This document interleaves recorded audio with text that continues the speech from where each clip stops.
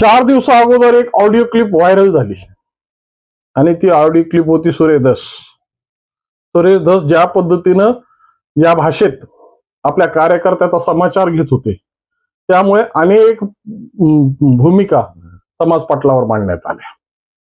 आणि ही जेव्हा सगळ्या गोष्टी समाज पटलावर व्हायरल झाल्या, तर सुरेश धसांच्या कार्यालयाने ही सगळी क्लिप बनावट असल्याची गोष्टी म्हणजे मीडियाला सांगितलं आणि हा प्रकरण झाकण्याचा प्रयत्न केला. परंतु याला ही सत्य घटना आहे आणि सुरेश धसांनी हीच ही क्लिप असून सुरेश धस हे आपल्या कार्यकर्त्याला धमकावत होते असा गौप्यस्फोट आष्टी येथील राष्ट्रवादी काँग्रेस पार्टीचे नेते भाऊसाहेब लटपट यांनी केलाय. त्यांनी ज्या पद्धतीच्या भूमिका सांगितल्यात, ज्या पद्धतीची परिस्थिती मांडली आणि खऱ्या अर्थाने ही परिस्थिती समाज पटलावर कशा पद्धतीने दाखवली जाते आणि निर्माण केली जाते, याच विश्लेषण करण्यासाठी आज मी तुमच्या समोर आहे. नमस्कार मित्रांनो, मी राजेश दुबे, मंथन मध्ये आपलं स्वागत आहे. सुरेश धस नेहमी मीडियाच्या वलयांकित घेऱ्यामध्ये राहणारी व्यक्तिमत्व, कसलाही असो, आपल्या गावरान शैलीमध्ये आणि गावरान तडक्यामध्ये बोलून या पद्धतीचं मीडियाचं लक्ष हे केंद्रित करतात आणि विशेष करून बीडच्या ज्या राजकारणात एक वेगळं वलय असणार एक व्यक्तिमत्व म्हणून सुरेश धसांना पाहिलं जातं. पण तसंच एक व्यक्तिमत्व त्यांच्यातलं दडलेलं आहे. ज्या पद्धतीची भाषा ते वापरतात ना, ती भाषा खऱ्या अर्थानं समाज पटलावर अनेक लोकप्रतिनिधीला अशोभनीय आहे असा प्रश्न भाऊसाहेब लटपट यांनी मांडलाय.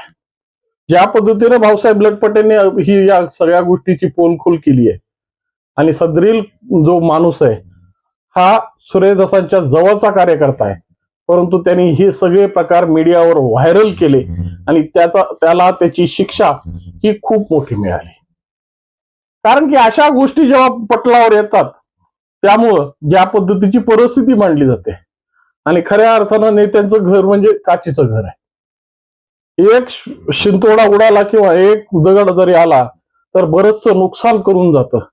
कारण की शेवटी भांडवल जे असतं ते सामाजिक भूमिका असते, सामाजिक प्रतिष्ठा असते आणि या प्रतिष्ठेवर डाग पडला की माणसाचं जे कर्तृत्व आहे ते कितीतरी वर्षाचं केलेलं कर्तृत्व पुन्हा ते जाग्यावर येतं.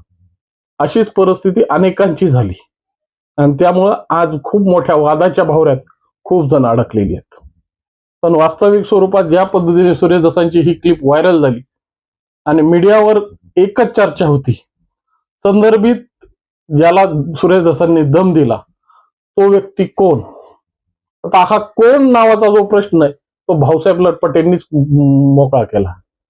मुस्तफा शेख असं त्या व्यक्तीचं नाव आहे आणि सध्या त्याच्यावर या क्लिपला व्हायरल केल्यामुळं त्याच्यावर आर्म ऍक्ट सारखा गुन्हा दाखल करण्यात आला.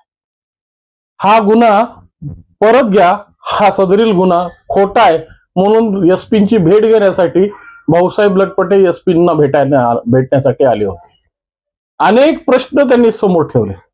ज्या पद्धतीने आष्टी मतदारसंघामध्ये म्हणा ना आष्टी परिसरामध्ये म्हणा की सुरेश धसांनी एक भूमिका ठेवलेली, जी भूमिका गुंडगिरीची मांडली जाते असं भाऊसाहेब लटपटेंचं म्हणणं आहे. आणि या सगळ्या गोष्टींची जी परिणिती आहे ती ही ऑडिओ क्लिप आहे. मुस्तफा शेखला ज्या पद्धतीनं त्यांनी या भाषेत सुनावलं, कपडे फाटूस्तर मारायची जी भाषा वापरली आणि ज्या पद्धतीनं त्याचा समाचार घेतला ना, तो पहिल्यांदा नाहीये असं भाऊसाहेब लटपटे म्हणतात. या वारंवार घडणाऱ्या घटना आहेत, पटलावर येत नाहीत. वास्तविक स्वरूपात ज्या पद्धतीने भाऊसाहेब लटपटेंनी ही सगळी पोलखोल करून ज्या पद्धतीने सुरेश धसांच्या कार्यालयाने एक भूमिका मांडली होती, ही AI जनरेट क्लिप आहे. पण खऱ्या अर्थानं आता भाऊसाहेब लटपटेंनी जो आरोप केलाय आणि ज्या पद्धतीच्या भूमिका मांडल्यात, आता हा संशोधनाचा विषय अनेक जणांचा आहे. आष्टीच्या पटलावर, आष्टीच्या परिसरातील पटलावर या गोष्टी आपोआप समोर आली असतील, त्या लोकांना कळालंही असेल. पण स्वतःच्या नेत्याची बदनामी स्वतःच्या हाताने कोण करणार आहे. पण या मुस्तफा शेखने ही क्लिप का व्हायरल केली, नेमकं या व्हायरल झालेल्या क्लिप मागे काय रहस्य दडलंय आणि नेमका मुस्तफा शेख कोणत्या दबावाखाली असल्यामुळं अशा पद्धतीची थेट आव्हान देणारी भूमिका मुस्तफा शेखनं स्वीकारली. आता लटपटे तर विरोधी बाकावरचे आहेत. आणि लटपटेंनी जी भूमिका मांडली, आता त्या भूमिकेची ही खरी तपासणी. कारण की ज्या पद्धतीने ही सुरेश दसांच्या कार्यालयाने अगोदरच सांगितलं होतं की ही बनावट क्लिप आहे. आता ही व्यक्तीही समोर आलाय, आता परिस्थितीही समोर आली आणि हे बोललेले विधान भाऊसाहेब लटपटेंच्या मते सुरेश धसांचीच आहेत, कन्फर्म सांगतायत. मग आता ह्याच्यातली जी भूमिका आहे ती भूमिका सुरेश धसांनीच मांडावी. नेमका हा प्रकार काय होता आणि अशी बोलण्याची वेळ, अशा पद्धतीने धमकवण्याची वेळ सुरेश दसांवर का आली? अनेक प्रश्न निर्माण केले त्या क्लिपनं. खऱ्या अर्थानं अशा परिस्थितीत मांडलेल्या या भूमिका कधी कधी नेत्यांचं एक सगळं जे काही आहे सध्या क्लिप सत्र खूप जोरात सुरू आहे. ज्या पद्धतीने ते चौधरींचं क्लिप व्हायरल होते, त्याच्यात भागवत कराडांची लागली, गिरीश महाजनांची लागली, अजून कुणाकुणाच्या क्लिप जडलेल्या आहेत आणि कशा कशा पद्धतीच्या भाषा वापरलेल्या आहेत आता ते विजय चौधरींनाच माहिती. पण नेमकी ही भूमिका ज्या पद्धतीने क्लिपनं व्हायरल होते आणि होत्याचं नव्हत्याचं होतं, अशा परिस्थितीत अडकलेल्या या चक्रव्यूहात, या डिजिटल मीडियामध्ये, या डिजिटल क्रांतीमुळे अनेक गौप्यस्फोट होतात. आणि हा भाऊसाहेब लटपटेंनी केलेला गौप्यस्फोट आणि हा मुस्तफाचा जो व्हायरल करण्याच्या मागची जी भूमिका, ही दोन्ही गोष्टी आता तपासाच्या दृष्टीने महत्वाची आहेत. आता त्या मुस्तफावर जो आर्म ऍक्ट लावलाय, तो आर्म ऍक्ट खऱ्या अर्थानं भाऊसाहेब लटपटे म्हणतायत की खोटा आहे.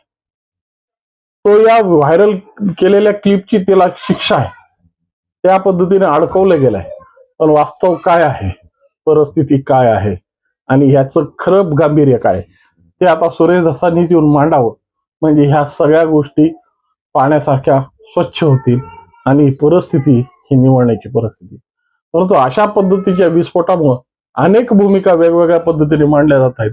आणि आजपर्यंत ज्या पद्धतीच्या भूमिकेत सुरेश दस या बीड जिल्ह्याच्या भूमिकेत वावरत होते, पटलावर वावरत होते आणि मीडियामध्ये एक वलय निर्माण करणारी भूमिका होती, नेमकं ह्याच्यातली काय भूमिका असेल आणि सुरेश दस आता काय म्हणतील याकडे सगळ्यांचं लक्ष आहे. याबद्दल तुम्हाला काय वाटतं, याबद्दल तुमची काय भूमिका आहे ती कॉमेंटच्या माध्यमातून कळवा. आणि व्हिडिओ आवडला असेल तर लाईक, शेअर आणि सबस्क्राईब करायला विसरू नका. नमस्कार.